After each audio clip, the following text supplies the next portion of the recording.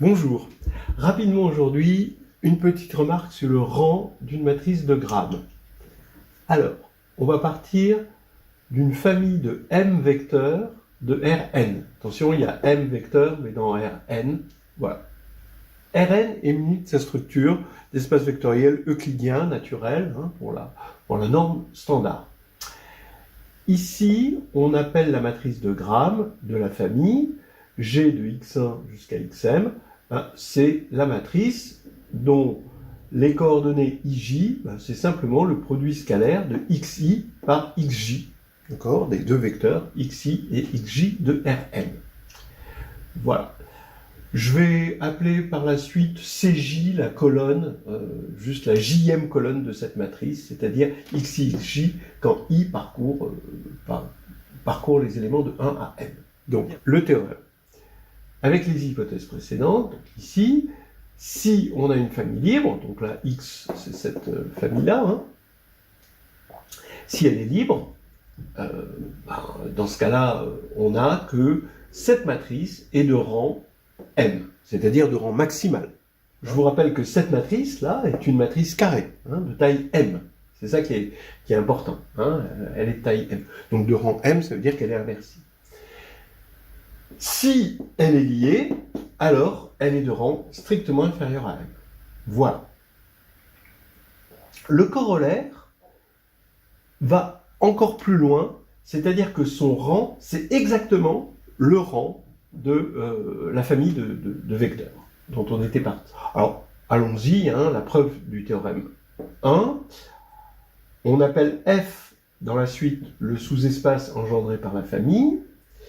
Et en fait, quand on va regarder le produit scalaire sur Rn, on peut le restreindre au sous-espace F, et ça va être encore un produit scalaire, finalement une forme bilinéaire, symétrique, définie positive. Ça ne change pas par restriction, évidemment.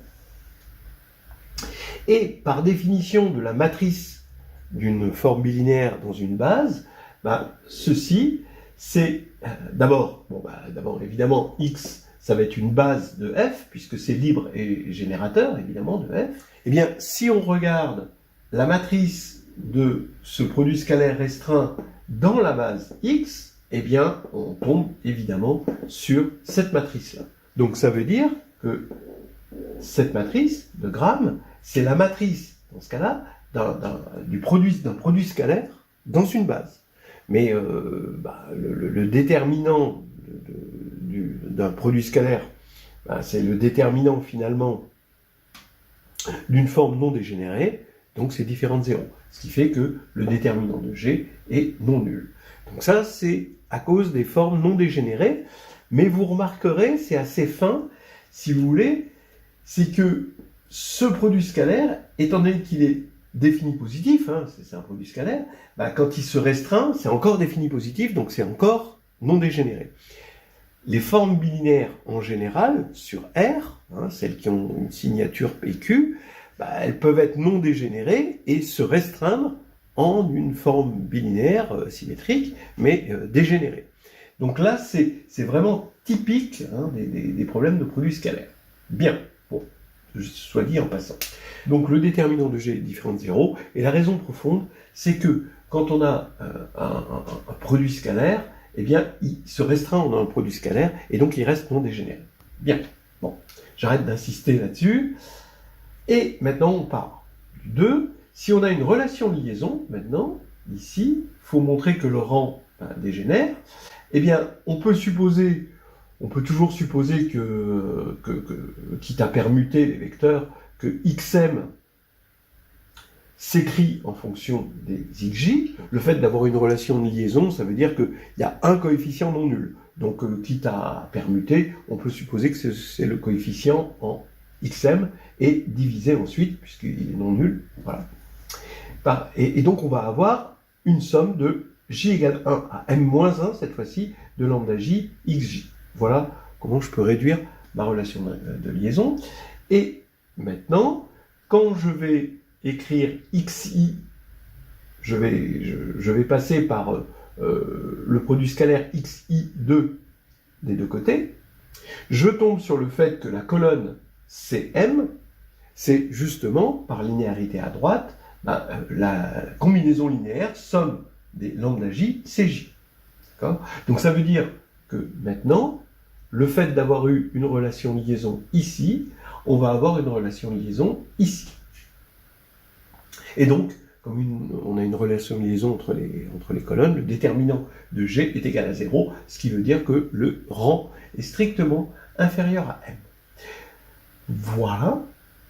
Et maintenant, le corollaire attendu sur le rang, eh bien, si on appelle R le rang du système, en général, on veut montrer que le rang de G, c'est R, eh bien, comme X est une famille génératrice de F, on peut en extraire une base, ça va être XI1 jusqu'à XIR.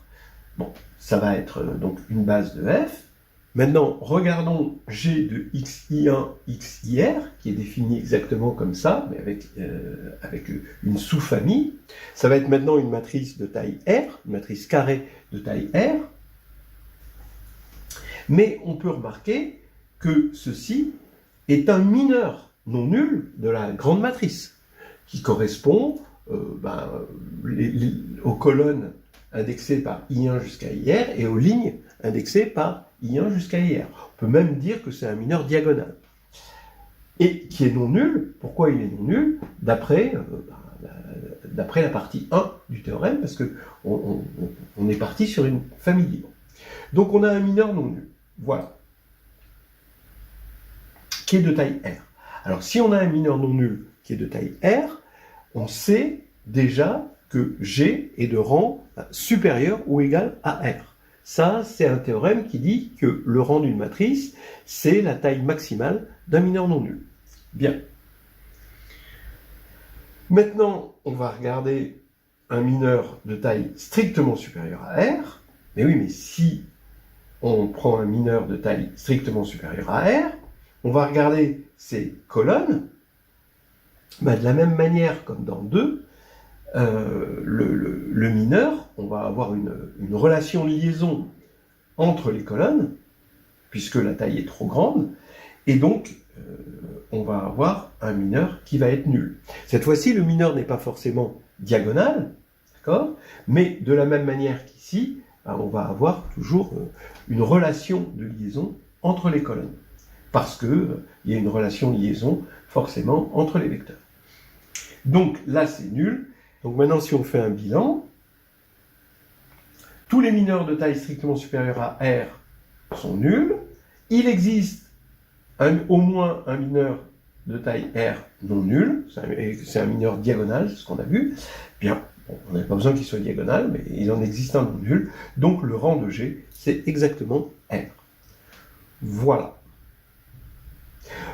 On note en passant que l'intérêt ici, alors le désavantage c'est que c'est valable que sur R, après on peut s'arranger avec C, des formes hermitiennes, mais c'est valable que sur R, mais on arrive, normalement, on était parti d'une matrice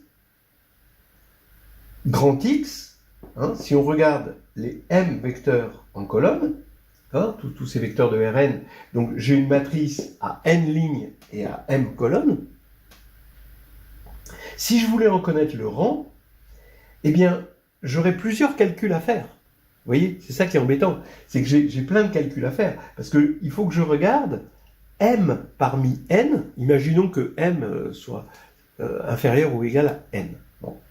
Il faut, parce que sinon, je sais que c'est lié. Mais si je veux montrer que c'est libre, il faut montrer que cette matrice est de rang m, et j'ai m parmi n calculs de mineurs à faire, avant d'en trouver un non nul, a priori. Alors que là, j'ai qu'un seul calcul à faire, un seul déterminant, parce que la matrice G, c'est une matrice de taille m. Elle est carrée de taille m. Alors ça, c'est peut-être important à remarquer. Notez que la matrice G, vu qu'on a pris le Euclidien, le produit scalaire canonique sur Rn, c'est simplement la matrice LM qui est donnée par X transposé X. Donc on a montré finalement que le rang de X transposé X, c'était le rang de X. Voilà, c'est sympa. C'est fini.